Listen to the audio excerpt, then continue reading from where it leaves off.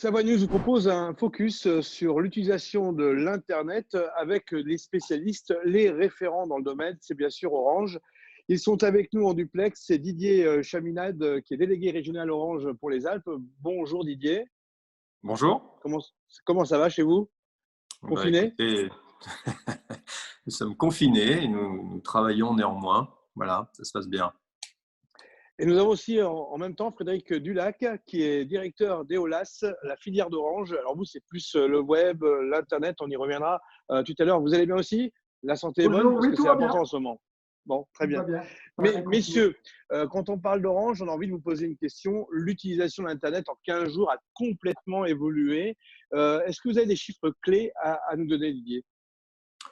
Oui, alors elle a évolué. C'est-à-dire qu'elle s'est effectivement intensifiée aux usages, j'allais dire, de loisirs, qui sont les plus gros consommateurs de la bande passante aujourd'hui.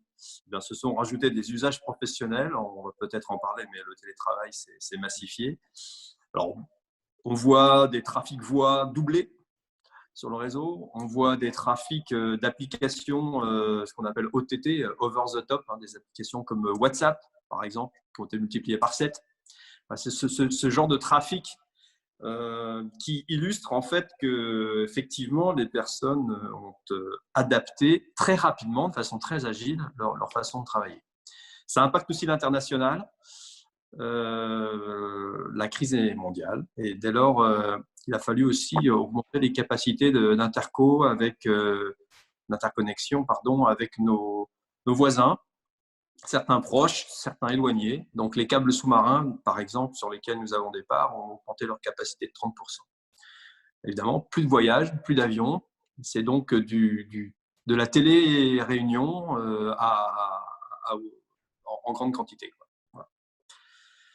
Voilà On parle d'un débit quelques qui a été, on parle d'un débit qui a été un petit peu réduit ces derniers temps. Vous confirmez ou pas? Non, pas du tout. Les réseaux sont pas du tout saturés. Ce qui a pu se passer, c'est là, dans la première semaine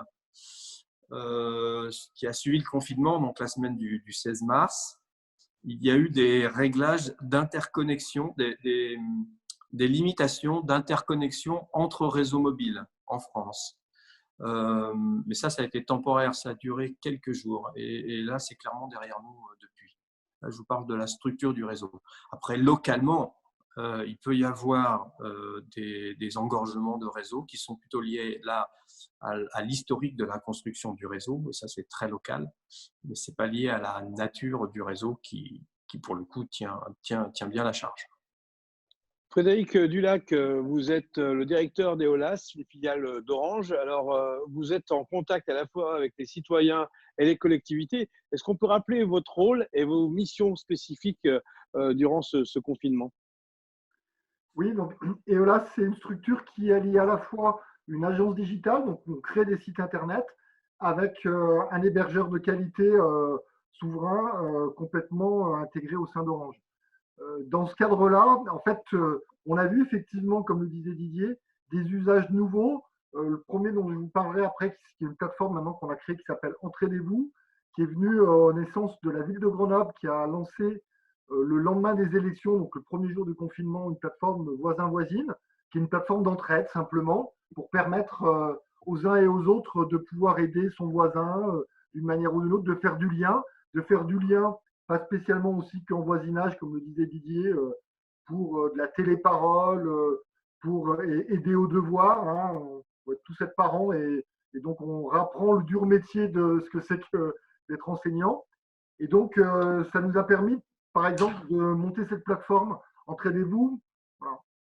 Frédéric, donnez-nous un exemple concret de cette plateforme. Où est-elle utilisée aujourd'hui? Alors, elle est utilisée dans une dizaine de villes ou départements en France.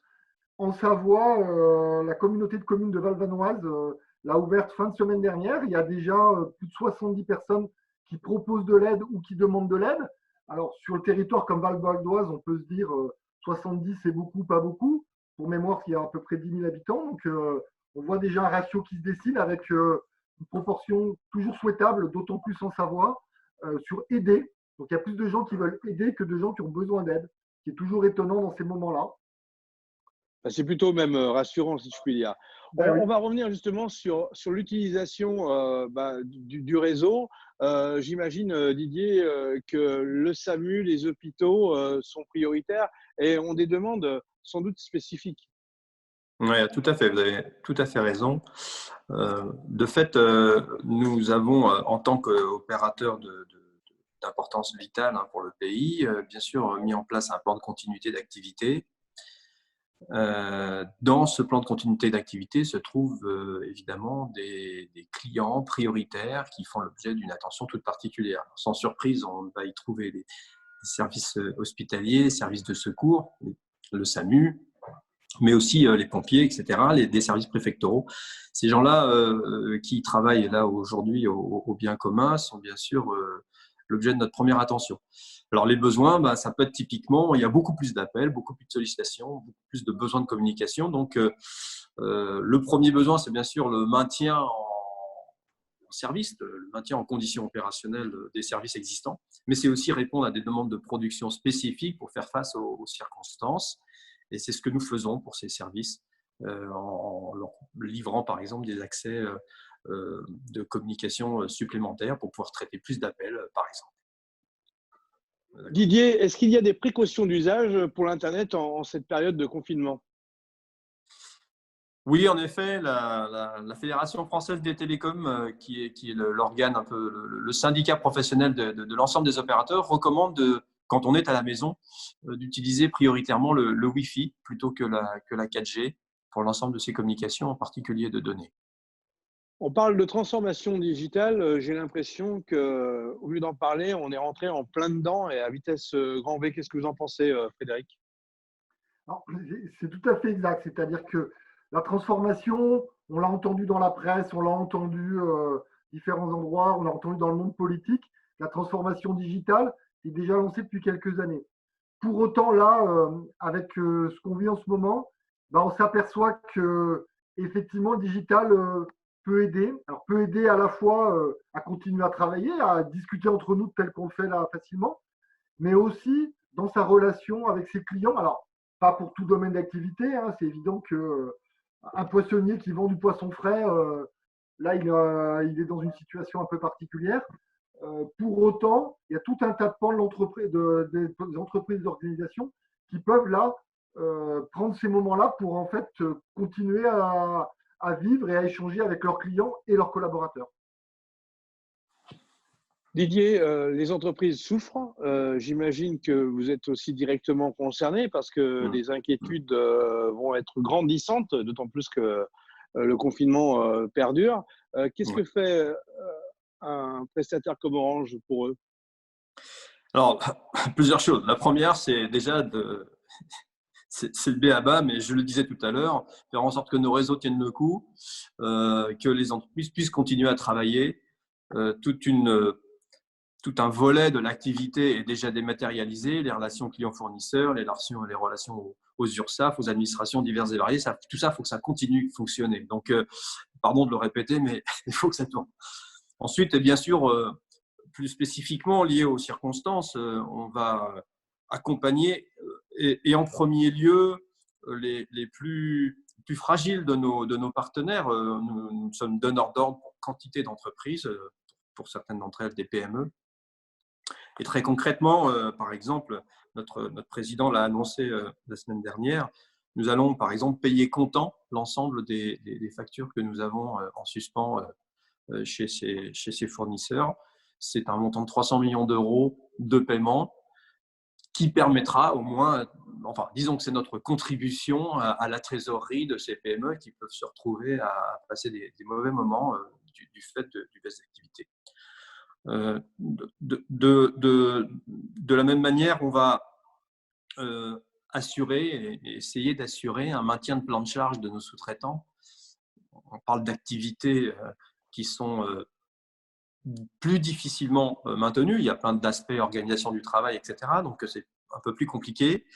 Pour autant, ces sous-traitants qui travaillent beaucoup pour nous sur aussi bien la production que la maintenance ou le déploiement des nouveaux réseaux, je pense à la fibre par exemple, fibre qui peut-être est en mode meilleurs efforts, si je puis dire, peut-être pas prioritaire dans les circonstances, mais enfin, il y a de l'activité et c'est important de la maintenir. C'est une autre manière de contribuer à la pérennisation de ces entreprises, à la portée de ce que nous sommes en tant que donneurs d'ordre, bien sûr. Dernier point, vous avez une fondation, la Fondation Orange. Est-ce qu'elle change ses objectifs avec ce changement radical pour notre société? Non, non, la fondation ne change pas ses objectifs. Elle a une fonction, c'est l'organe de mécénat du groupe. Elle a ses lignes éditoriales, si j'ose dire, enfin, c'est thématique. Maintenant, on est dans une situation exceptionnelle, effectivement. Et dès lors, là, elle a pris quelques initiatives. Et notamment, je ne vais pas citer que celle-là, mais elle a doté d'un fonds particulier des organismes de secours et d'urgence. On parle de la Croix-Rouge, on parle de la PHP. Elle a viré 150 000 € la semaine dernière sur ces acteurs et 500 000 € sur des acteurs à l'international. Vous savez que Orange est un groupe international, nous sommes dans 27 pays. Et là aussi, le coronavirus a frappé.